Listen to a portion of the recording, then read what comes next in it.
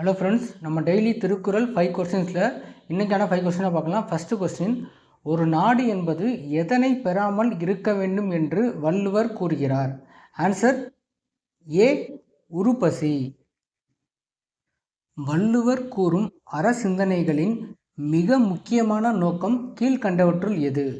Answer C, மண்ணுலக வாழ்க்கைக்கு உதவும். Third question, உள்ளியதெல்லாம் உடனெய்தும் உள்ளத்தால் உள்ளான் டேஷ் எனின்? ஆன்சர் டி, கோவம் எனின்.